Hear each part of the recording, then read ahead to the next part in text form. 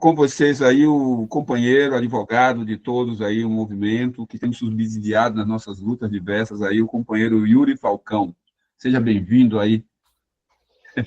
Obrigado, Hamilton. Boa noite, gente.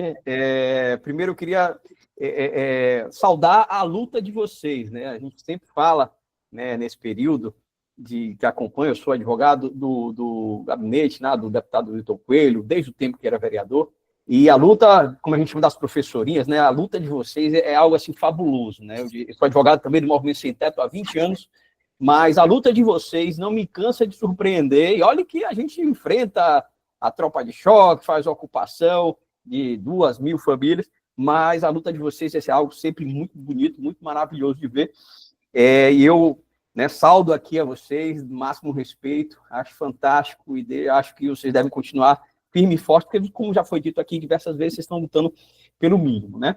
E esse mínimo, na verdade, é esse discurso que tem na sociedade, que a educação é o transformador, é o que vai mudar a nossa realidade, mas só se faz isso com valorização. Valorização do quem? Das professoras, dos professores, né? E não é à toa que a ideia de um piso salarial, ela vem desde os tempos do Império, né? A nossa primeira Lei Geral de Educação, né, de ensino lá de 1827, já falava da necessidade de ter um piso salarial, já tinha um piso salarial estabelecido em lei. E exatamente por isso, né, a nossa Constituição lá aqui de 88 incorporou essa ideia de um piso salarial dos docentes, desde a sua redação original, né?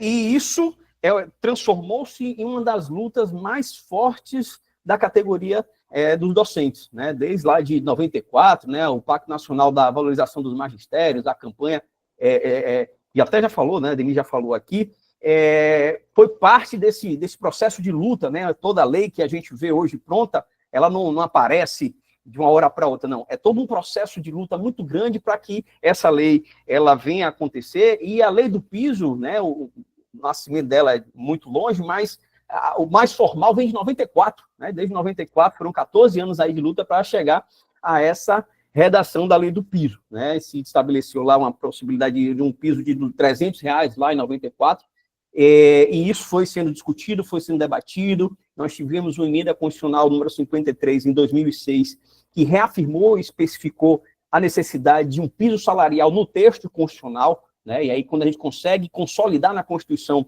a obrigatoriedade de uma determinada política, isso acaba ganhando força, e foi, né, no final das contas, em 2007, a gente tem, né, o PL do governo federal encaminhado à Câmara, que vira a lei do piso, a lei 11.738 de 2008, né, que garantiu um piso na época de R$950, mas ela foi uma lei, né, como já foi dito aqui, ela foi bastante discutida, bastante detalhada, né? Então, o piso, ele é o valor mínimo, né, que deve ser pago em relação ao vencimento base do servidor, né, do professor, para uma jornada, né, de 40 horas, proporcional se for uma jornada menor, mas essa ideia de vencimento inicial é um termo muito forte que auxilia bastante a luta quando a gente sai dessa esfera política especificamente e vai para a esfera jurídica, né?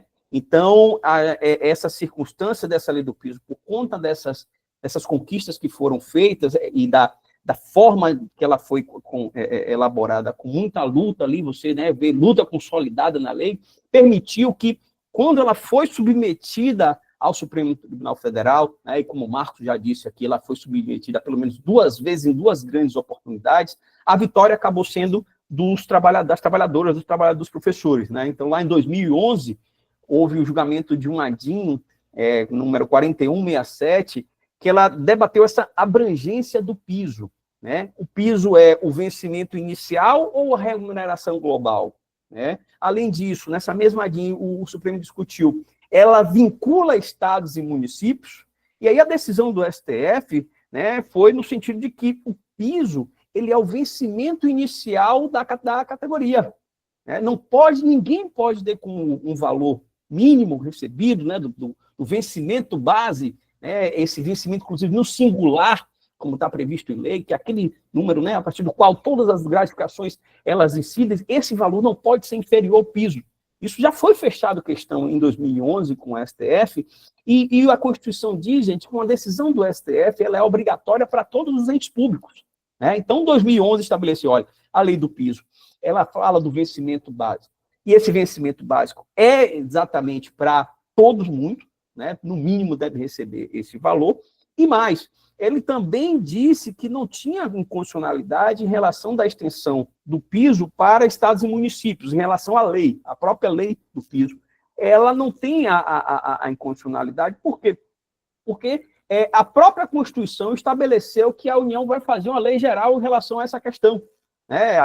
Se você quer um exemplo parecido com isso, é a LDB. A LDB é uma lei geral que estabelece as normas mínimas que os municípios e o Estado podem acrescentar outros elementos, né, de acordo com sua competência, mas a regra geral está lá estabelecida pela LDB. Né? Então, o STF diz, né, constitucional a norma que fixa os pisos salarial com base no vencimento.